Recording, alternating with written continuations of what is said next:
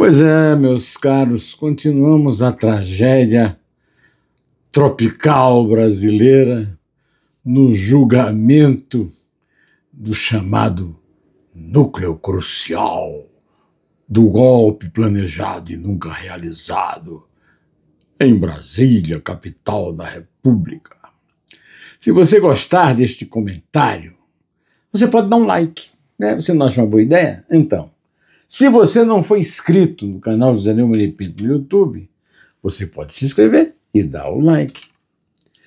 Aí você vai participar do canal e você, por exemplo, hoje estará em casa, né, para ver a minha observação sobre o último dia desse processo, que parece uma coisa bastante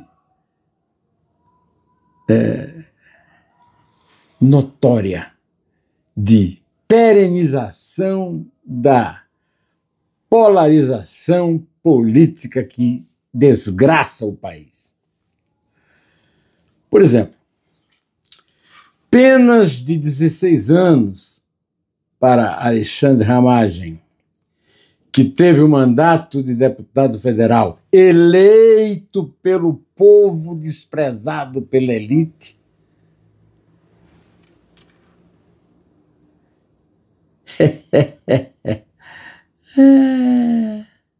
Caçado!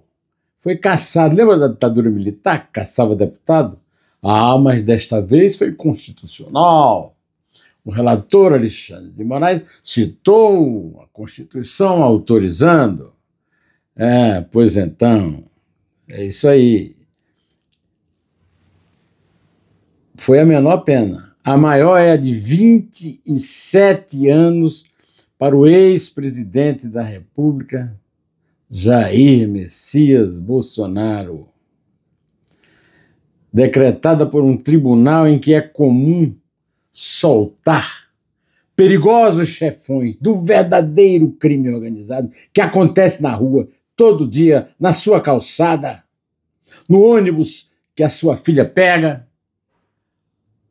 e é tudo visto como normal. Tanto um lado, né, a impunidade dos bandidos, quanto o outro, a hiperpunidade dos que planejaram tomar o poder, né? Não chegaram nem perto, mas planejaram, né? Mas teve atos preparatórios. Atos preparatórios é muito bom para definir a criminalidade, né? A pena do Jair Bolsonaro é de 27 anos.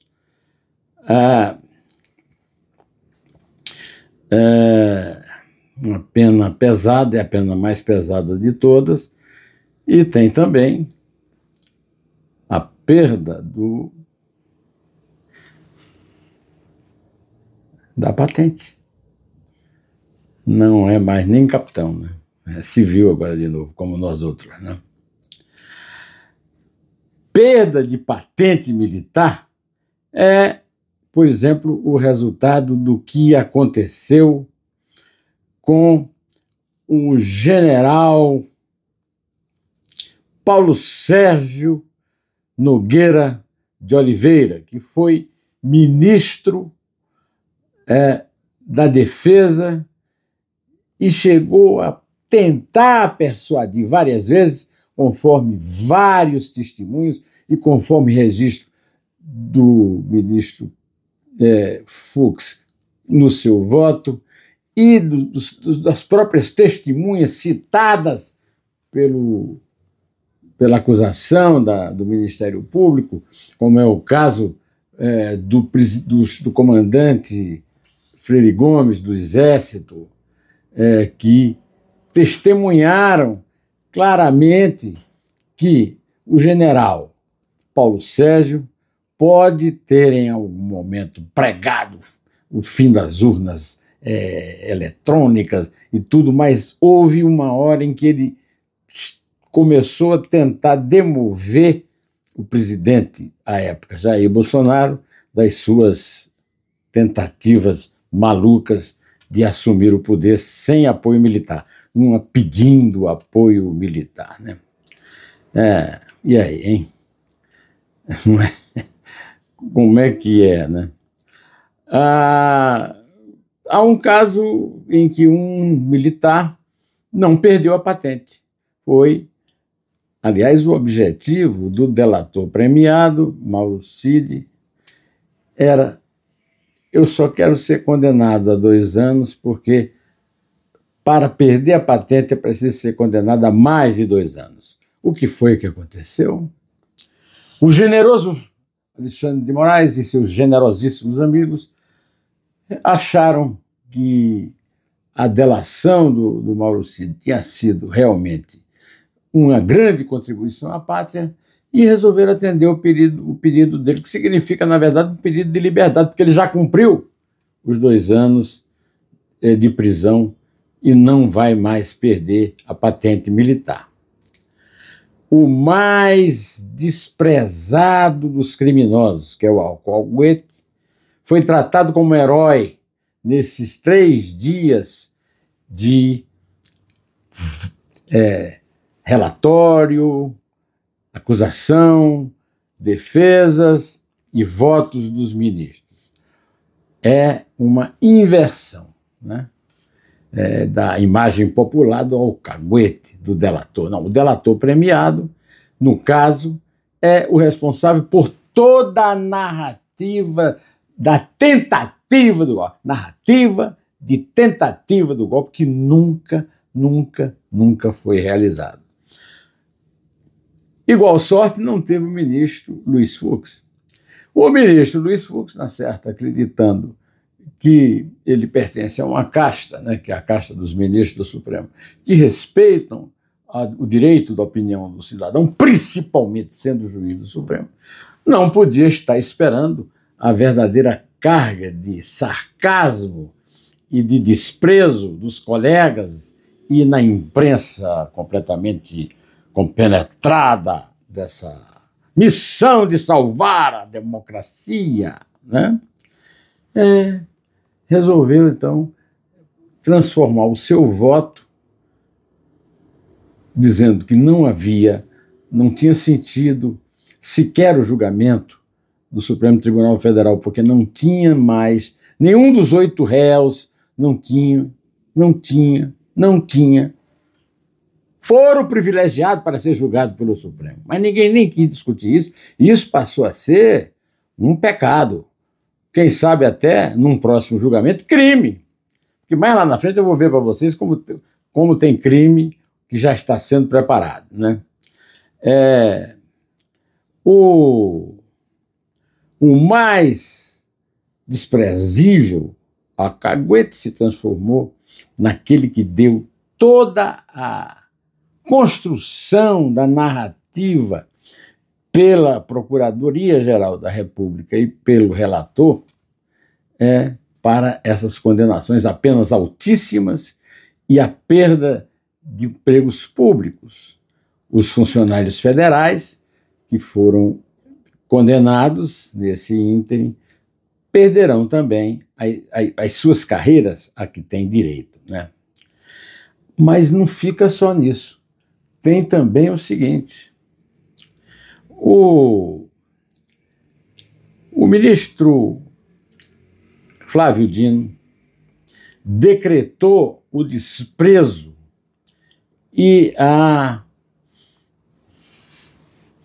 realmente o nojo que ele tem do ex-decano do Supremo Tribunal Federal, Marco Aurélio Mello, por ter elogiado o voto do Fux, colega, parceiro, membro também do colegiado da primeira turma, privilegiado para julgar, mas um voto divergente, não se aceita divergência, e muito menos elogio a divergência.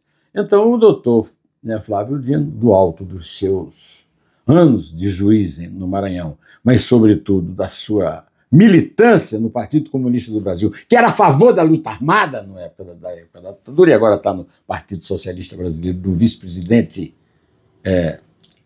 Geraldo Alckmin, declarou que um ex-ministro do Supremo não pode falar mal da decisão da maioria dos ministros que ficaram lá, porque isso atinge a instituição.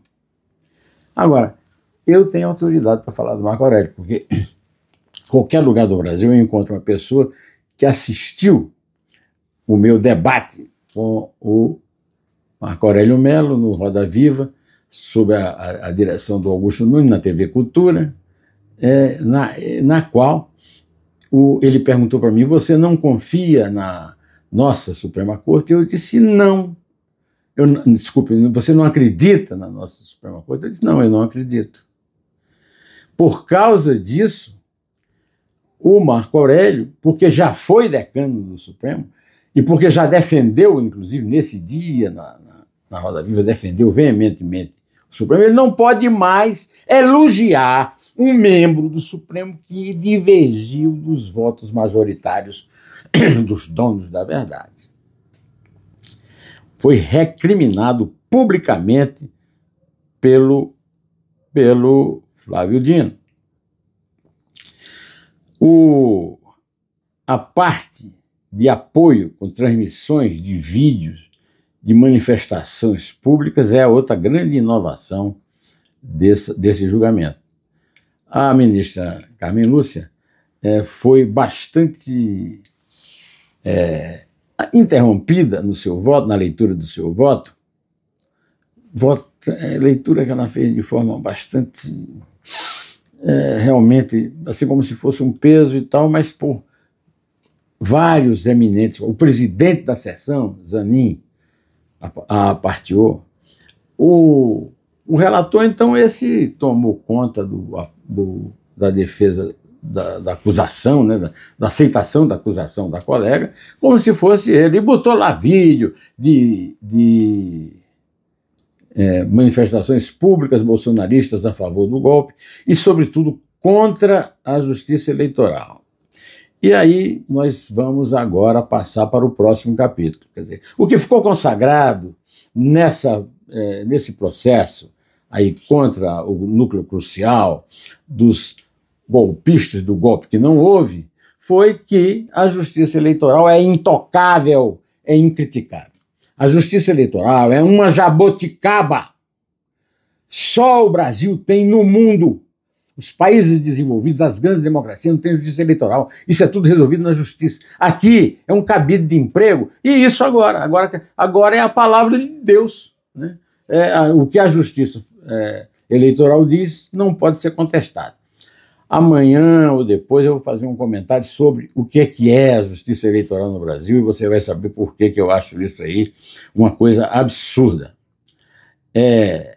Principalmente com transmissão de vídeos falando mal da multidão, como se fosse uma quadrilha reunida na Avenida Paulista para pedir, imagine só, o voto auditável, o voto impresso. Acho uma besteira o voto impresso e auditável e acho que é impossível de se realizar. Agora, não posso tratar o cidadão brasileiro que acha o contrário de mim como se ele fosse um bandido. Aliás, não, um bandido não, porque os bandidos estão tudo soltos. Estão todos soltos na rua e a manifestação não pode ir para a rua, né? O voto da ministra Carmen Lúcia foi aproveitado para execrar a divergência de Luiz Fux. E mais, depois do voto, na hora da marcação das penas, né, e da dosimetria, como eles dizem lá no direito, o Flávio Dino fez um discurso para dar força à família do relator, atingida pela Lei Magnitsky, que foi criada em 2012 pelo democrata negro-americano Barack Obama. A adoção da canonização da justiça eleitoral, considerando crítica a sua atuação, nem sempre perfeita, como se fosse canônica, é realmente algo que nós temos bastante que temer e combater, porque não tem o menor sentido. Criticar a justiça eleitoral é um direito do candidato e do eleitor. Eu, por exemplo, reclamo.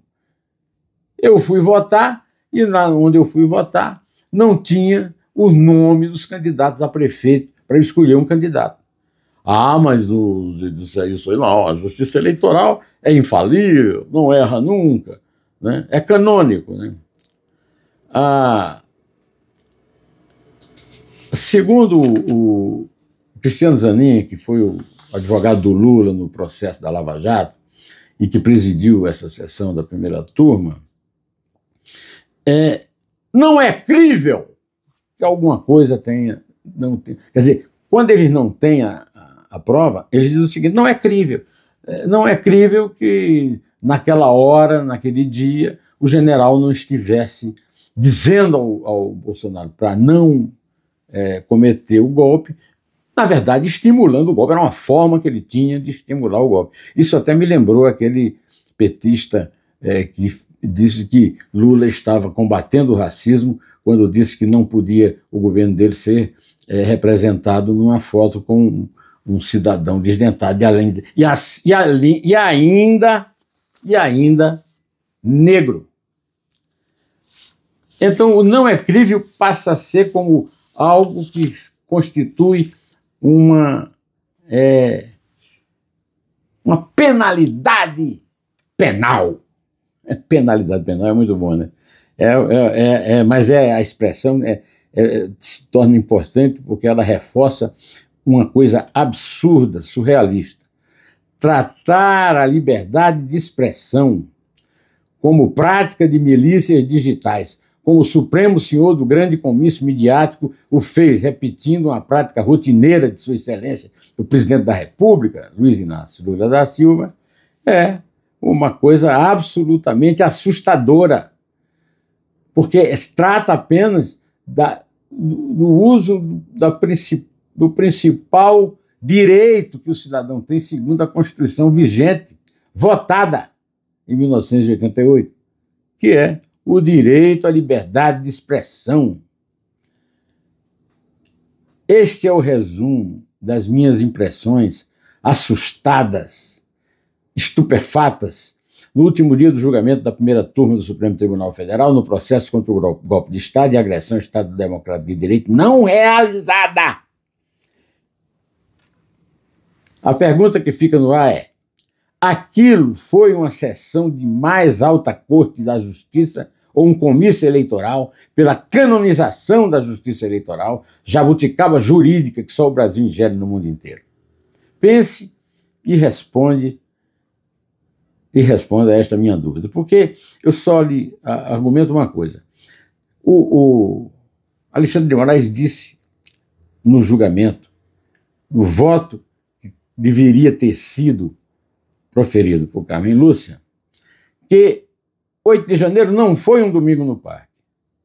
Mas será que este comício da corte pode ter sido um tribunal de Nuremberg no Planalto Central do Brasil? O que é que você acha disso? Estou aqui esperando a sua opinião.